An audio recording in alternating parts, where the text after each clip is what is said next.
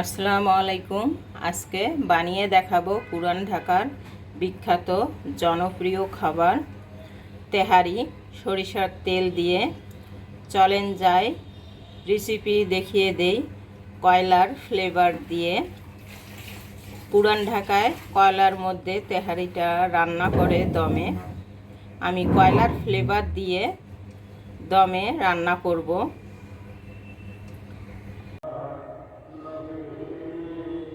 আজকে বানিয়ে দেখাবো পুরান ঢাকার বিখ্যাত তেহারি সরিষার তেল দিয়ে। এখানে 1.5 কেজি গরুর মাংস নিয়েছি, ছোট ছোট টুকরো করে, হাড় চর্বি সহ নিয়েছি। তেহারির মশলা নিয়েছি।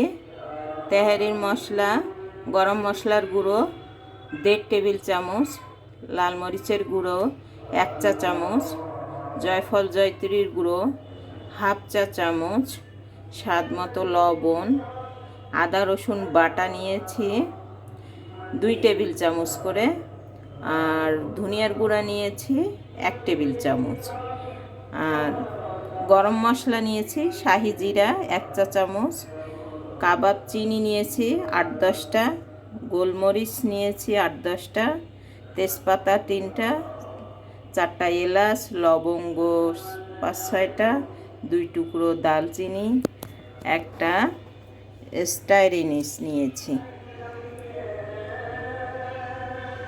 আর থাকবে টক দই। এখন মাংসের মধ্যে মশলা ঢেলে দিব। গরম মশলা, আদা রসুন বাটা, গুঁড়া মশলা, ধনিয়ার গুঁড়া, মরিচের গুঁড়া, গরম মশলার গুঁড়া, স্বাদ মতো লবণ, 2 টেবিল চামচ টক দই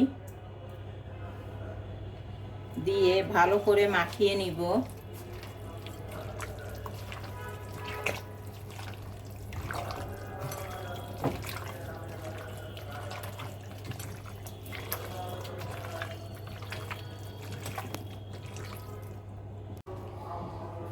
সব ভালো করে মাখিয়ে নিয়েছি। এখন আমি সরিষার তেল দিয়ে দিব। আধা কাপের মতো দিয়ে দিলাম। সরিষার তেল না দিলে ভালো লাগবে না, যেহেতু পুরান ঢাকার তেহারি আমি বানিয়ে দেখাবো, সরিষার তেল দিতেই হবে অবশ্যই। ভালো তেহারি খেতে গেলে সরিষার তেলটা ব্যবহার করতে হবে। ভালো একটা পারফেক্ট তেহারি আপনারা যদি খেতে চান পুরান ঢাকার, তাহলে সরিষার তেলটা অবশ্যই ব্যবহার করবেন আপনারা। এখন আমি পেঁয়াজ বেরেস্তা করে দিব। এখন আমি গরম তেলের মধ্যে মাংসের মধ্যে ছেড়ে দিলাম গরম তেল, পেঁয়াজ বেরেস্তা মাংসের মধ্যে ঢেলে দিয়ে এখন ভালো করে নেড়ে চেড়ে নিব। নিয়ে আপনারা 1 ঘন্টাও রেখে দিতে পারেন, বা সারা রাত রেখে দিলে আরও ভালো হয়। যাদের সময় থাকবে না তারা 1 ঘন্টার মতো মাখিয়ে, সব মশলা দিয়ে মাখিয়ে রেখে দিবেন। একটা পারফেক্ট তেহারির রেজাল্ট পাবেন আপনারা। এখন আমি ঢেকে রেখে দিব সারা রাতের জন্য। ফ্রিজে রাখার আগে আমি কয়লার ফ্লেভার দিব। এখানে একটা বয়েল পেপার দিয়ে দিলাম, দিয়ে কয়লাটা দিয়ে দিলাম। কয়লাটা আগুনে পুড়িয়ে নিয়েছি, নিয়ে 1 চামচের কম একটু তেলটা দিয়ে দিলাম ধোঁয়াটা ওঠার জন্য। ঢেকে 10 মিনিট রেখে দিয়ে আমি ফ্রিজে রেখে দিব সারা রাতের জন্য। এখানে একটা পাত্র বসিয়ে দিয়েছি, পাত্রের মধ্যে মাংসটা ঢেলে দিব। তেহারির মাংসটা আমি ঢেলে দিলাম পাত্রের মধ্যে। মাংসের মধ্যে সব মেশানো আছে, আর কিছুই দিব না। এখন আমি রান্না করে নিয়ে নেব।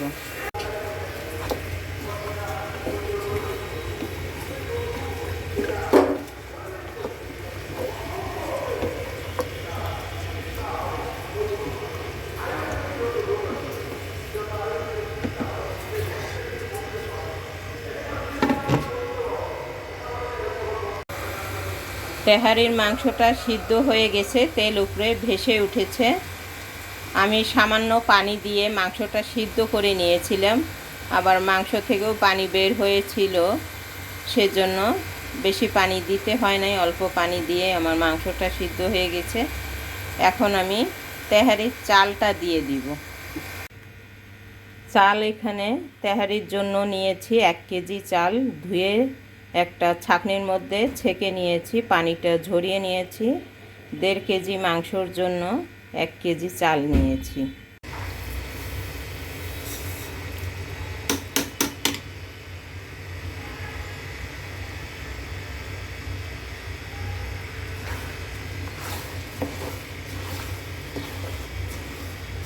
চালটা একটু ভেজে নিব।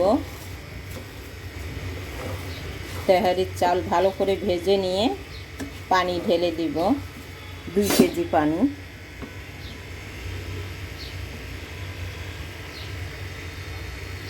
চালটা ভেজে নিয়েছি, এখন আমি পানি ঢালি দিব।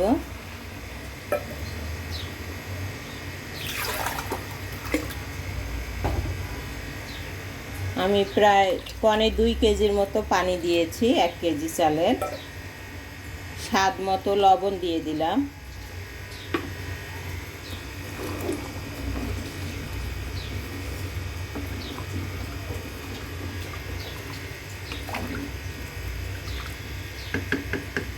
এখন ঢাকনা দিয়ে ঢেকে ফুটিয়ে নিব চালটা।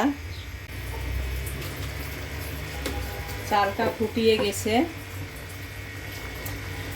কাঁচামরিচ দিয়ে দিলাম 6-7টা, কেওড়া জল দিয়ে দিলাম, কেওড়া জল গোলাপ জল 2টা মিলে দিলাম। আবার ভালো করে নেড়ে চেড়ে নিব। নিয়ে এখন দমে রেখে দিব।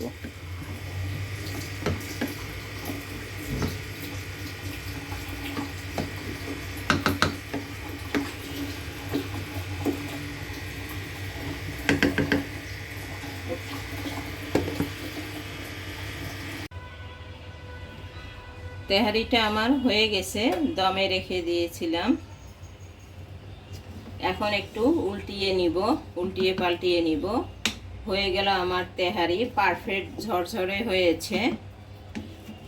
ক্যামেরা অফ থাকাকালীনে আমি 2 বার নেড়ে চেড়ে দিয়েছিলাম।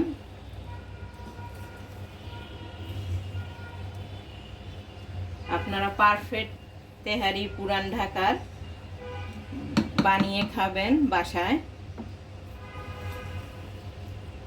আমার তেহারির রেসিপি কেমন লাগলো লাইক কমেন্ট সাবস্ক্রাইব করবেন, আমার পাশে থাকবেন। আল্লাহ হাফেজ, আসসালামু আলাইকুম।